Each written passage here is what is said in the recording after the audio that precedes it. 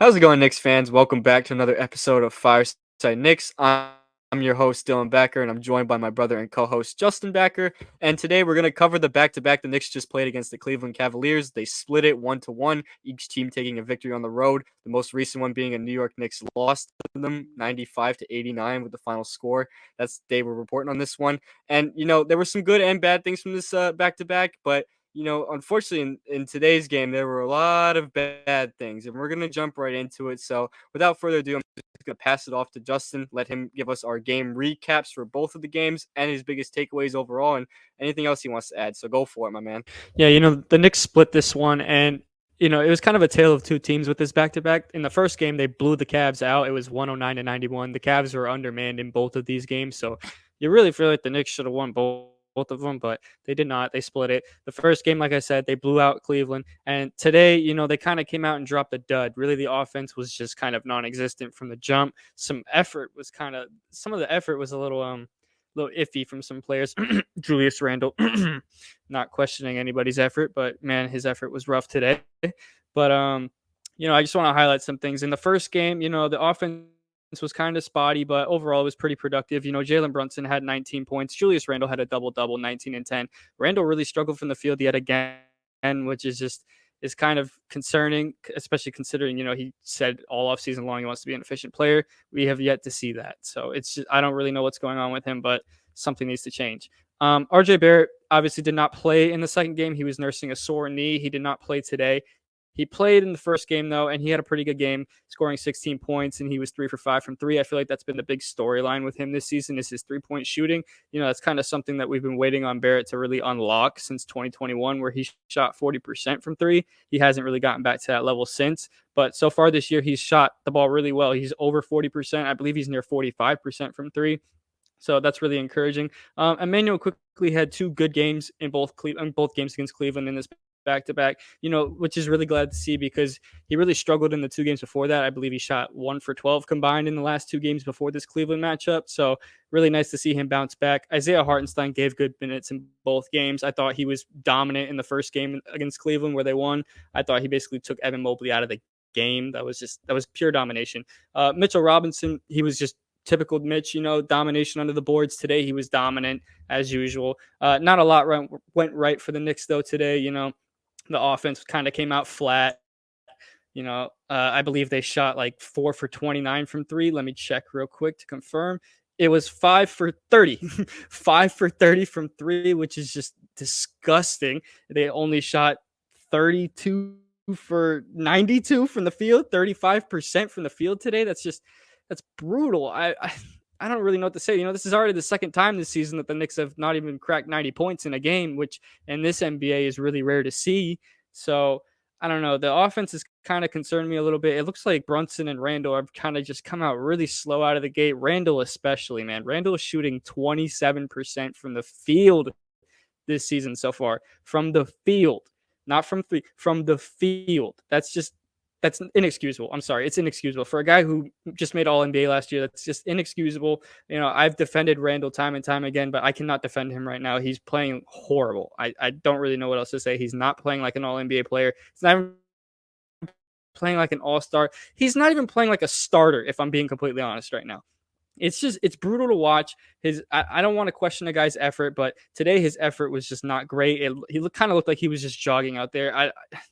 I don't know. Something just was off today about Julius Randle, and I really hope he picks it up soon because we need him to win games. We need him, and if he's going to play like that, we're not going to win games. We're going to be bad. He honestly gave me flashbacks to the 2021-22 season tonight with the way he played. Obviously, the Knicks did not have RJ Barrett in this one.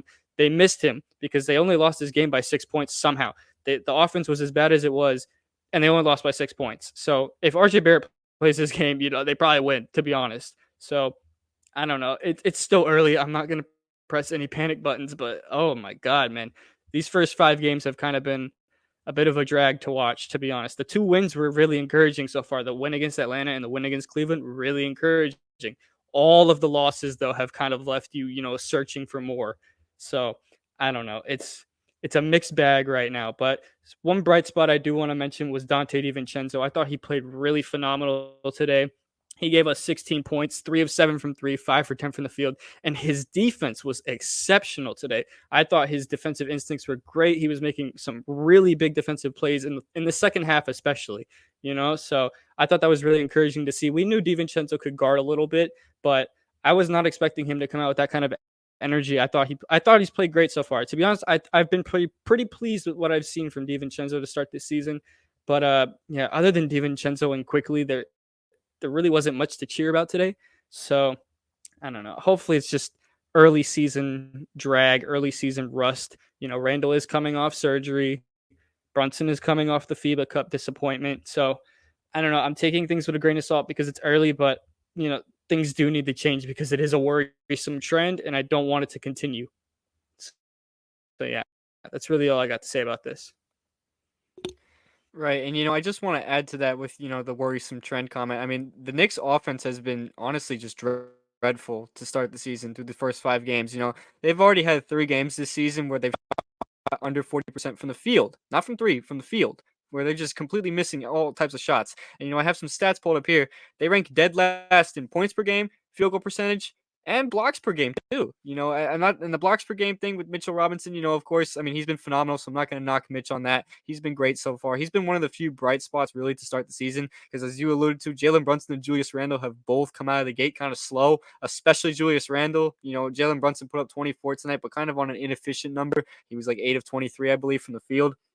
But I mean, the offensive production has been just brutal. I'm just being honest. And I'm not saying that I expected the Knicks offense to come out and put up, crazy good numbers offensively because we knew this team wasn't like a phenomenal team offensively. They're not like a Golden State Warriors. They're not a free flowing team where they move the ball a lot. They like to do a lot of one-on-one play. We saw a lot of that tonight and it clearly was not working. They only put up 89 points through 4 quarters. But, 30th in points per game at this stage. Yes, it's only 5 games in, but clearly it's not just like a one game. Oh well, they're not performing well offensively. No, it's a small sample size, sure, but it's over a course of a few games where they're just not scoring. They've like I said, they've already had 3 games this season where they shot under 40%. They've already had 2 games this season where they scored less than 90 points. That's not good. That's just not good. I mean, there's no other way to put it. As you mentioned today, the bright spot was mainly Dante DiVincenzo. He put in, really good work in the 30 minutes he played. 16 points, 5 of 10 from the floor, 3 of 7 from three. Played great defense as well. I thought even Quentin Grimes had a few good defensive sequences, especially on Donovan Mitchell. But even with him, I feel like I'm not seeing much on offense. Again, he only put up 5 points in 22 minutes on 7 shot attempts. Now, I know when you're playing with Randle, Brunson, and normally Barrett on most nights that he's not going to, get the ball a whole lot because that's, he's like the fourth, arguably the fifth option on the floor. But, I feel like I'm missing something. Grimes worked with JJ Redick in the offseason. There was all this hype around him about becoming a more, well-rounded offensive threat. Along with the defense, of course. Most analysts had him as a breakout candidate. Even I had him as a breakout candidate. I said he could get his scoring average up to like 15, 16 points a game. Right now, he's putting up duds on offense. I'm just being honest. He is. And, I'm not trying to, make this episode about, oh, Quentin Grimes sucks. I don't think Quentin Grimes sucks at all. But your starting shooting guard can't be putting up small offensive numbers like this. Yes, his defense has been great. Do not get me wrong. I think he's been phenomenal defensively. I think it goes a long way to have a good defender as your starting shooting guard. I think it's good to have that. But, at the same time, you want your starting shooting guard to put up more than 5 points a night. You know what I mean? I really don't think that the offensive production he's giving is really starter worthy. And, I'm not saying this is going to happen right now, but with the way DiVincenzo just played tonight and has played, over the past few games, I wonder if this trend continues for another month or so, if Thibodeau decides to, hey, throw DiVincenzo into the starting lineup. It's something to wonder.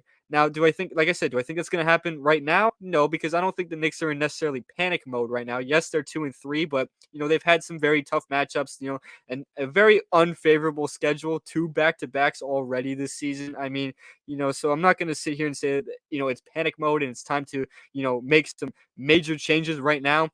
No, they don't need to do that right now. But if things aren't working a month later, like if it's a month later from now and, they're still kind of slumping a little bit, if they're not getting much offensive production from certain guys as they want, maybe a change like that is going to happen. I expect a guy like Emmanuel quickly to stay on the bench, even though he's been playing well. I expect him to stay on the bench because I think he just leads the second unit so well that you don't really want to take that away. I think if you were to move DiVincenzo though into the starting lineup, that you would get a little bit more offensive production out of the starting unit. I think he just fits well with the starters. I think Grimes fits well with the starters too, but I feel like DiVincenzo is a little bit more well-rounded in that he can play make a little bit. He moves around a little bit more than Grimes. He's got obviously the good defense. He's a hustle rebounder as well. He's got some activity down there. I think those kind of things would make him a little bit more of a valuable starter in the long term. But obviously I could end up being very wrong and Grimes breaks out over the next few games and kind of re-earns that starting gig, if you will. I mean, I know he's never technically lost the starting gig, but in my eyes, it feels like he kind of has a little bit, which is disappointing to say, but that's just how it's been. Other than that, though, I mean, as you said, they missed RJ Barrett big time in this game against Cleveland. Big time. Like you said, they shot terrible and only lost by 6. And Donovan Mitchell was like unguardable in the first half and then went ice cold in the second half, and that would have been the perfect opportunity to kind of, snatch the lead back and pull away. Really, if I remember correctly, too, they entered the half up by 1, so they really could have pulled away with the way Mitchell was shooting in the third quarter. But alas, they didn't do anything. They also shot just as bad, if not worse, and they couldn't come out on top. It's unfortunate. Sometimes tough games like this are going to happen no matter what. Even though Cleveland was shorthanded, we were also shorthanded. We didn't have our number 2, number 3 option on the floor. So I guess you just take an eye for an eye on this one. You can be content with a split, but you really feel like the Knicks should have taken both games, given that, one, I think they're still a better team than the Cleveland Cavaliers, but also just because Cleveland was shorthanded. Didn't have Jared Allen, didn't have Darius Garland, didn't have Karis LeVert for the first game. So, I mean, you really think they should have taken both. I really think they should have. I'm disappointed they didn't take both, but, we're just going to have to see what happens in the next game because it doesn't get any easier from here. They got Milwaukee on Friday, and then they got the Clippers on Monday. So it doesn't get any easier from here. They got some tough games ahead of them, and it's going to be interesting to see what happens going forward. Those are some of my biggest takeaways, though. I know it was mostly just ragging on some of our guys that aren't producing a whole lot, but I mean, I want to see better play. That's really what we want to see. I think a lot of fans would agree with that. So, that's all I got to say about that. I'm going to pass it back off to Justin, though. Let him say any other thoughts he's got about these last 2 games, what he thinks about going forward, and anything else he wants to add. So go for it, my man. Yeah, I thought you made a great point with the fact that, the Knicks should have won both of these games. You really feel like because the Cavs were shorthanded. They're missing Darius Garland and missing Jared Allen. Both of those guys are all-stars in the past. You know what I mean? Both of those guys have made all-star teams. Those are good players.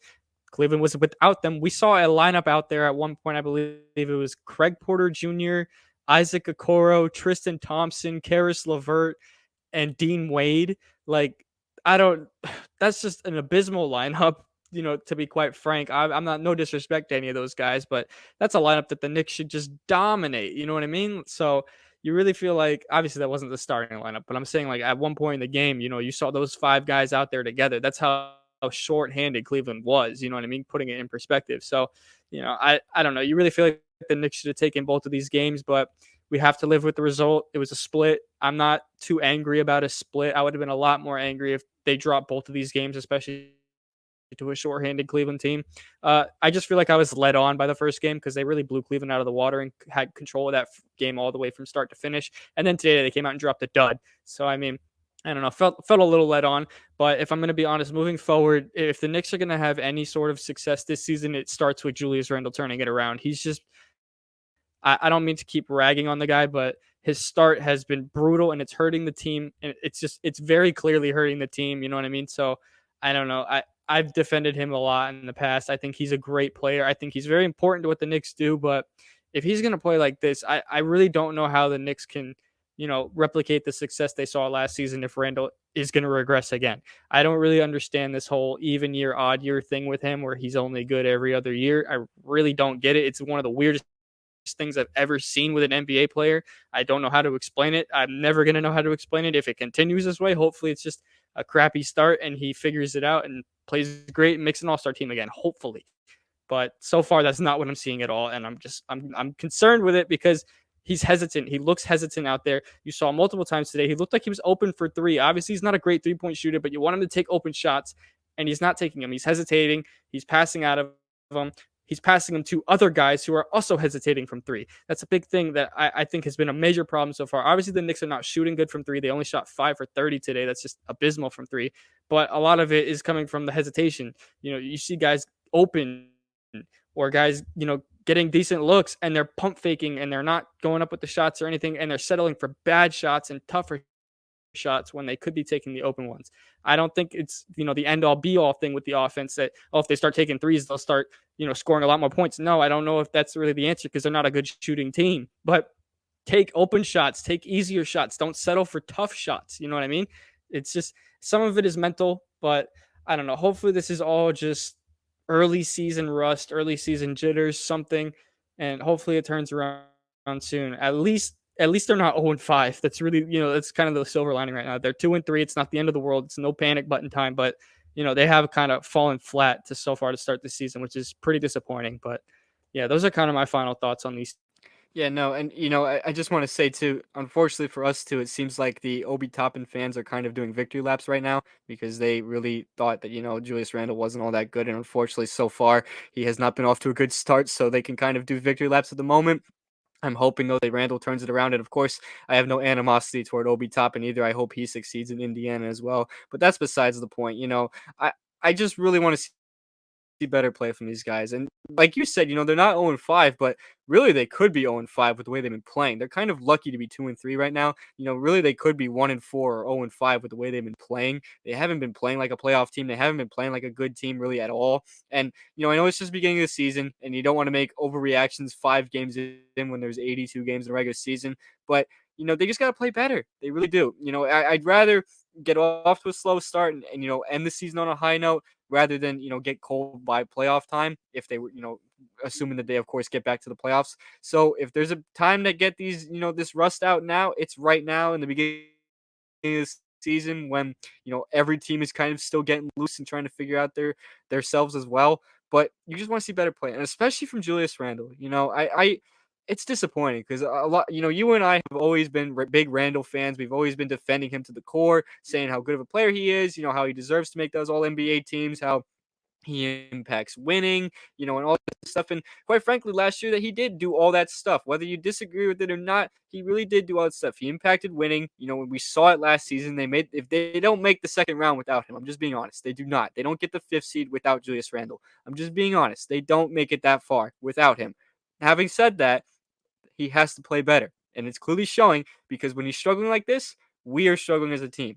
Obviously, Jalen Brunson is probably the number one option on this team at the moment, and even he's off to a bit of a slow start. He's had a couple solid games. Yeah, he had a fantastic game against Atlanta, but you feel like he hasn't been super consistent. You feel like he's been missing a lot of shots himself as well, and been kind of coming out a little slow out of the gate. Like you said, he had the Team USA FIBA Cup over the summer, so I expected a little bit of rust from him. He didn't necessarily have a full offseason because he had to play overseas for a good couple weeks, but you still want to see better play from your stars. Your stars are really what will make the difference in, having a good season versus a very successful season. If you want to have a good season, you're looking at 7 seed, 6 seed. You want to have a successful season like the Knicks are having though. You want to be better than what you were last year and make like the 4th seed, a 3rd seed, get to the Eastern Conference Finals. Obviously you're looking at the bigger picture here. Of course, you're not going to talk about the Eastern Conference Finals 5 games in. That's too much to say right now, of course, because any of these teams could get to the Eastern Conference Finals by that logic. But having said that, you want to see better because if they play better right now, it'll kick in. They'll play more consistent throughout the winter months and throughout Christmas and throughout the new year and all that, and heading into the postseason. Really, you know what I mean? I don't think anything drastic has to change right now. I think it's too early to make that kind of thing. I do think like I mentioned the DiVincenzo thing. I think down the line, if another month from now things are continuing to kind of slide, then yeah, maybe that'll change. Maybe that'll be something that we see happen. That's too early to tell, though. Grimes still has time to figure it out. Randall still has time to figure it out. Brunson still has time to figure it out. All these guys still have time to figure it out. Like you said, they're 2-3. It's not the end of the world, but it doesn't get easier because I mentioned the Bucks and the Clippers are up next. Those are 2 extremely tough matchups. The Bucks obviously have Damian Lillard now, so now they got to deal with Dame and Giannis. The Clippers just acquired James Harden the other night, so now it's a really good team out west that they're going to end up facing. So they got some good matchups ahead of them. They got some really good matchups ahead of them. If they want to prove that they're a good team now, the New York Knicks should be able to handle these guys. Me and Justin have had these conversations off camera. If the Knicks are, supposedly a very good team to where they could be a top 3 seed, then they should be able to beat these types of teams. I'm not saying they're going to beat them 9 in and 9 out, but they should be able to at least hold their own at the very bare minimum, hold their own and not get blown out. So we'll just have to see what happens there. They don't play again until Friday, so they have a night off to kind of look over the film, look what went wrong, kind of fix your shots and stuff. I know I said the exact same thing after the Pelicans game, and it looked like for a minute that they did fix that, and then they went right back to having an awful night on the back end of a back-to-back yet again. I don't know if it's a back-to-back thing. I don't know if it's just, they're having an off night again. I don't really know what it is, but whatever it is, I just want to see something better than this product that we saw tonight. But anyways, I don't want to ramble on too much, so I'm going to wrap this up. Thank you guys so much for tuning into this one. We appreciate all you guys' support. You make sure you follow us on all of our social platforms. We're on X, Instagram, TikTok, Facebook, of course, this YouTube page. The audio versions of these podcasts are going to be on Apple Podcasts and Spotify. Make sure you give us a 5-star rating on those. Our personal Twitter accounts are above our heads, so make sure you follow us on there as well. With that being said, we'll see you guys in the next Fireside Knicks episode. Peace out.